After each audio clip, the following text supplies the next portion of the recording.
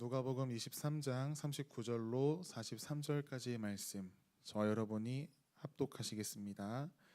달린 행악자 중 하나는 비방하여 이르되 내가 그리스도가 아니냐 너와 우리를 구원하라 하되, 하나는 그 사람을 꾸짖어 이르되 내가 동일한 정죄를 받고서도 하나님을 두려워하지 아니하느냐. 우리는 우리가 행한 일에 상당한 보응을 받는 것이니 이에 당연하거니와 이 사람이 행한 것은 옳지 않은 것이 없느니라 하고, 이르되 예수여 당신의 나라에 임하실 때에 나를 기억하소서 하니, 예수께서 이르시되 내가 진실로 내게 이르노니 오늘 내가 나와 함께 낙원에 있으리라 하시니라. 아멘. 오늘 누가복음 23장 39절에서 43절 말씀을 가지고 십자가 곁 두 인생이라는 제목으로 말씀을 나누기 원합니다. 고난주간 셋째 날, 오늘도 하나님을 예배하는 성도님들을 환영하고 축복합니다. 예수 그리스도의 십자가가 우리의 삶의 가장 큰 기쁨이요 유일한 소망임을 고백하며 드리는 예배 가운데 하나님께서 주인 되시고 또 하나님께서 기뻐 받으시는 이 시간 되기를 간절히 소망합니다. 여러분에게 십자가란 어떤 의미가 있는 형상입니까? 우리가 십자가를 생각할 때 평소에는 너무 익숙하게 생각할 때가 있는 것 같습니다. 교회 안에도 쉽게 찾아볼 수 있고, 길거리에서 거리를 지나다니면서도 십자가를 쉽게 찾아볼 수 있습니다. 목걸이로도 걸고 다니고 예쁜 그림으로 만들어서 액자로 걸어놓기도 합니다. 그래서 우리가 십자가를 볼 때 어떨 때는 굉장히 아름답다라고 우리가 생각할 수 있지만, 예수님이 살던 그 시대에는 십자가라고 하는 것은 굉장히 잔인하고 수치스러운 처형 도구였습니다. 로마 시대의 십자가형은 단순히 빨리 사람을 죽이는 것에 목적이 있는 사형 도구가 아니었습니다. 사람을 가장 수치스럽고 가장 고통스럽게 천천히 죽게 하는 형벌이었습니다. 옷을 벗겨서 공개된 장소에 매달고 서서히 숨이 끊어지게 하는 형벌, 그 십자가 위에 하나님의 아들이신 예수 그리스도께서 달려 계십니다. 그리고 오늘 본문을 보면 그 십자가에 예수님만 달린 것이 아니라 그 좌우편에 강도들이 함께 달려 있는 것을 볼 수 있습니다. 같은 시간에 같은 장소에서 같은 고통을 경험하고 있는 양쪽의 강도이지만, 놀랍게도 그들의 인생의 마지막은 완전히 다르게 끝나고 있음을 오늘 우리는 본문 가운데 발견할 수 있습니다. 한 사람은 멸망으로, 한 사람은 영생으로 나아갑니다. 어떤 가정에서 같은 부모 밑에 자란 두 형제가 있었다고 합니다. 그런데 아버지께서 술에 많이 의존하는 분이셨다고 해요. 그래서 첫째 형은 이렇게 이야기합니다. 내가 이렇게 된 건 다 아버지 때문이야. 결국 똑같이 그 아버지의 모습대로 술에 빠져 살아갑니다. 동생은 이렇게 이야기합니다. 나는 아버지처럼 살지 않을 거야. 그리고 완전히 다른 삶을 살게 되었습니다. 이 두 형제가 처한 상황은 너무나 같은 상황이었으나 다른 선택 가운데 다른 결과를 낸 것이지요. 오늘 말씀도 그렇습니다. 같은 십자가 위에 있지만, 같은 상황 가운데 있지만 다른 선택을 합니다. 그리고 그 선택이 이 둘의 영혼을 가르게 되었습니다. 오늘도 이 말씀 가운데 우리의 모습을 돌아보며 예수 그리스도 바라보고 붙드는 우리 되기를 간절히 소망합니다. 먼저 두 강도의 상반된 반응을 좀 살펴보길 원하는데요. 오늘 본문 39절 말씀을 함께 읽도록 하겠습니다. 달린 행악자 중 하나는 비방하여 이르되 내가 그리스도가 아니냐 너와 우리를 구원하라 하되. 좌편 강도가 이렇게 이야기합니다. 내가 그리스도 아니야? 그러면 우리를 좀 구원해봐. 이 강도는 예수님을 향해서 말합니다. 너가 진짜야? 그러면 여기서 나 좀 내려줘. 이것은 믿음이 아닙니다. 조건부 요구입니다. 어려울 때만 교회에 나오고 하나님을 찾는 사람이 있습니다. 사업이 힘들 때 하나님 이번만 도와주시면 열심히 하나님 따르겠습니다. 또한 병에 생겼을 때 하나님 이번에 낫게 해주시면 평생 헌신할게요.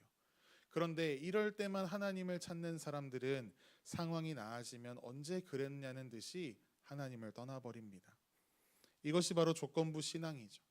오늘 이 좌편 강도의 모습이 그랬습니다. 하나님이 목적이 아니라 하나님이 수단이 되어버린 인생입니다. 나를 구해주면 믿겠다. 그러나 그는 끝까지 회개하지 않습니다. 자신의 죄를 돌아보지 않습니다. 결국 그는 온 세상을 구원할 예수 그리스도께서 자신 옆에 가장 가까이 있음에도 불구하고 구원의 기회를 놓쳐버렸습니다. 우리는 겉으로 신앙생활을 하지만 속으로는 여전히 나의 문제에 관심이 더 크게 가져질 때가 있습니다. 고난이 오면 하나님을 찾고 평안이 오면 하나님을 잃어버립니다.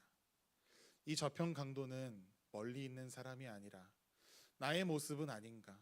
우리는 말씀 앞에 예수 그리스도의 그 십자가의 은혜 앞에 늘 점검해 보아야 하겠습니다.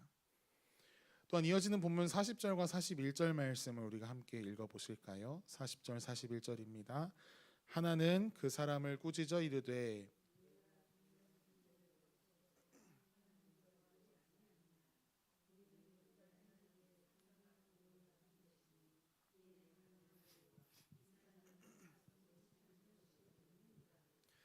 아멘. 우편강도가 이야기합니다. 우리는 우리가 행한 일에 상당한 보응을 받는 것이나 이 사람이 한 것은 옳지 않은 일이 없다. 좌편강도와 다르게 우편강도는 조금 달라 보입니다.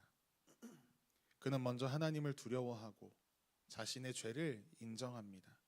이것이 회개입니다. 회개는 결코 감정이 아닙니다. 후회도 아닙니다. 눈물만이 회개라고 단정 지을 수도 없습니다. 회개는 방향을 돌리는 것입니다. 우리가 큐티로 말씀을 묵상하는 어제의 본문 가운데 가룟 유다가 등장합니다. 가룟 유다는 회개하지 않았습니다. 자신의 죄 앞에 후회하기만 합니다. 그 결과는 절망이었습니다. 가룟 유다는 후회의 자리가 아니라 예수 그리스도의 십자가 앞으로 나아갔어야만 하는 것입니다. 또 어떤 이들은 자신의 죄악 앞에 세상과 환경을 탓하기도 합니다. 사람은 본능적으로 자기 자신의 잘못을 인정하기가 참 어려운 것 같습니다. 성경 속에서 아담도 그랬어요. 선악과 하와가 주어서 먹게 했습니다.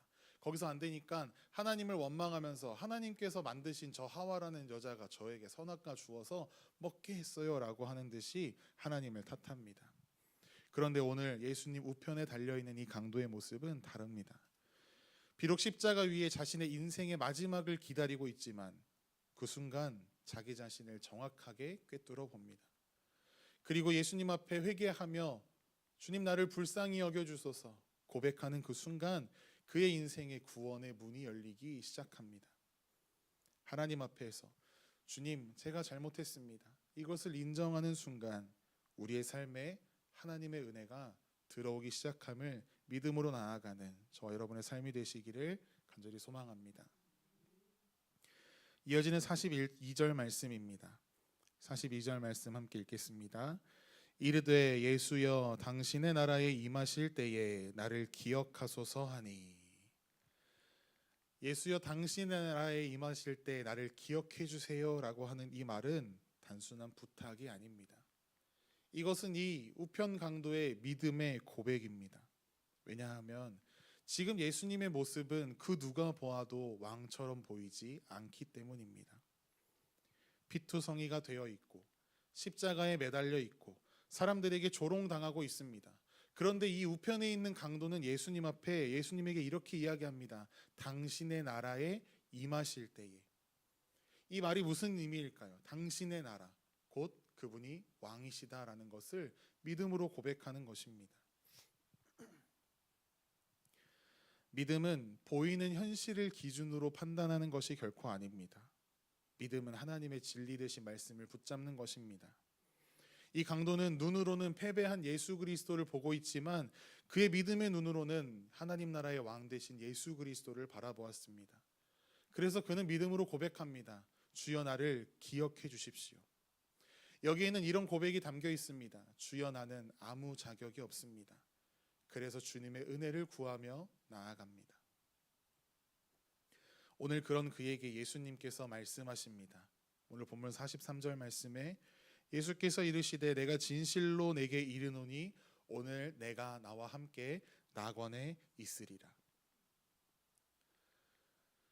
우리가 이 말씀을 통해서 다시 한번 기억할 것은 우리가 누리는 이 구원의 은혜는 결코 우리가 착해서 받는 것이 아닙니다. 우리가 무언가 사역을 많이 하고 선한 일을 많이 해서 받는 것도 결코 아닙니다. 오직 하나님의 강권적인 은혜로 말미암는 것입니다. 우평강도는 아무것도 하지 못했습니다. 그동안 자기 인생 쿨하게 자기가 하고 싶은 것 하고 멋지게 죄 지으면서 살아갔던 사람입니다.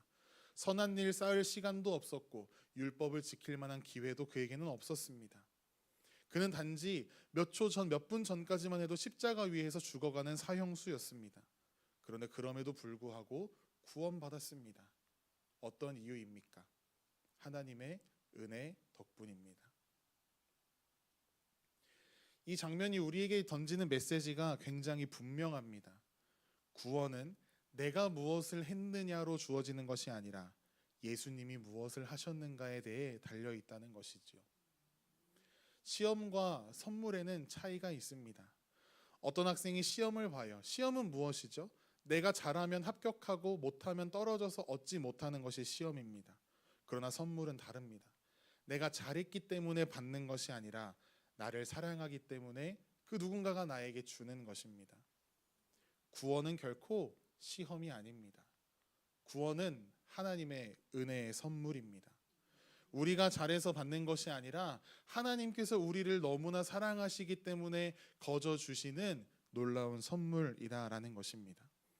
그런데 우리가 삶 속에서 자꾸만 오해하는 거죠. 내가 좀 더 나은 사람이 된다면, 내가 조금 더 깨끗하고 정결한 삶을 살아간다면, 내가 좀 더 열심히 하면 그때 하나님께서 받아주시지 않을까? 이렇게 우리는 생각합니다. 그러나 여러분, 만약 그렇다라고 한다면 예수 그리스도의 십자가는 필요 없습니다. 우리가 노력으로 구원받을 수 있다라고 한다면 예수님께서 왜 이 힘겨운 십자가의 고난, 왜 십자가에서 죽임을 당하셨겠습니까? 우리가 너무나 잘 알고 있는 탕자의 비유를 한번 떠올려 보십시오. 탕자는 방탕하게 아버지께서 물려주신 유산을 다 쓰고 아버지께로 터덜터덜 걸어 돌아가면서 생각합니다. 아버지, 저는 아들이 아니고 이제 아버지의 종입니다. 품꾼의 하나로 써주세요 라고 이야기해야겠다. 아버지에게 아들로 다시 받아주세요 라고 할 면목이 없는 거죠. 그래서 종으로 써달라고 이제 이야기할 채비를 하면서 아버지에게 갑니다. 그는 아들이 아니긴 하지만 종으로라도의 자격을 만들어서 그 집에 있기를 원해요. 그러나 아버지는 아들을 보고 아들이 저를 종으로 삼아 주십시오 라는 말, 그 말을 끝까지 듣지도 않으시고 그 아들을 끌어 안습니다. 왜입니까? 은혜는 자격을 따지지 않기 때문입니다. 오늘 십자가 위의 강도의 모습은 우리의 모습을 그대로 보여줍니다. 우리는 하나님 앞에서 자랑할 것이 단 하나도 없는 사람들이지요. 내세울 것도 없고 내놓을 것도 없는데 우리는 구원받았습니다. 예수님께서 대신 그 값을 모두 치르셨기 때문입니다. 구원은 결코 노력의 결과가 아닙니다. 종교적인 성취, 우리가 무언가 고행을 하고 우리가 무언가 경건하게 신앙생활을 하면 얻는 그런 보상이 아닙니다. 구원은 오직 전적인 하나님의 은혜입니다. 그래서 우리는 구원을 얻는다라고 이야기하지 않고 구원을 받는다라고 이야기합니다. 그렇다면 우리가 어떻게 해야 합니까? 우리가 더 잘하려고 애쓰는 것이 아니라 더 붙들어야 하는 것입니다. 자격을 만들기 위해 노력하는 것이 아니라 더 의지하며 나아가야 하는 것입니다. 그리고 십자가의 강도처럼 이렇게 고백하면 됩니다. 주님, 저는 아무것도 아닙니다. 그러나 주님을 끝까지 굳게 붙들겠습니다. 그 고백하는 삶 위에 하나님의 은혜가 임하는 것입니다. 사랑하는 여러분, 우리를 구원하는 것은 우리의 가능성이 결코 아닙니다. 오직 예수 그리스도의 십자가, 그 은혜입니다. 그리고 그 은혜는 오늘도 우리의 삶에 여전히 유효합니다. 지금도 누구든지 붙들기만 하면 받을 수 있는 하나님의 크신 은혜입니다. 그 은혜의 자리로 나아가는 저와 여러분의 삶이 되기를 간절히 소망합니다. 오늘 우리는 말씀 가운데 십자가 위에서 두 사람을 보았습니다. 같은 시간에 같은 장소에서 같은 예수님을 바라보고 있으나 완전히 다른 결말로 끝난 두 인생을 바라봅니다. 한 사람은 끝까지 자기 중심에서 벗어나지 못했습니다. 고통 속에서도 예수님을 이용하려 하고 결국 구원을 놓쳐버렸습니다. 반대로 다른 한 사람은 마지막 순간에라도 자신의 죄를 인정하고 예수님을 붙들었습니다. 그리고 그는 영원한 생명을 얻게 되었습니다. 예수님께서 오늘 이 말씀을 마주하고 있는 우리에게 동일하게 물으십니다. 너는 어느 편에 서 있느냐? 교회를 잘 다니느냐가 아니라, 직분이 무엇이냐가 아니라, 신앙생활을 얼마나 열심히 하고 있느냐가 아니라, 십자가 앞에서 너는 어떤 반응을 보이고 있느냐를 묻고 계십니다. 오늘 예수님은 우리에게도 말씀하십니다. 내가 너를 위해 십자가의 길을 걸어갔다. 너는 이제 어떻게 하겠느냐? 우리는 삶 가운데 크고 작은 선택들을 계속해서 해 나아갑니다. 작은 선택들도 많지만 인생에는 정말 중요한 단 하나의 선택이 있는데, 예수님을 선택할 것인가, 예수님을 거절할 것인가, 이 선택이 우리의 영혼을 판단합니다. 십자가는 단순한 성경 속의 어떤 역사적인 사건이 결코 아닙니다. 지금 이 순간에도 우리를 향해 열려있는 구원의 은혜요, 구원의 문입니다. 잘하려고 하지 않아도 됩니다.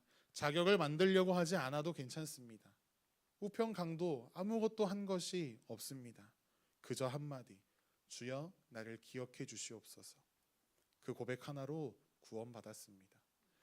그렇기에 저와 여러분도 이렇게 고백해야 합니다. 주님 나를 기억해 주십시오. 주님 나를 불쌍히 여겨 주십시오. 주님 나를 받아 주십시오. 우리를 위하여 지신 예수 그리스도의 십자가 앞에 우리의 죄를 회개하며 예수님은 나의 구원자이십니다. 예수님은 나의 주인이십니다.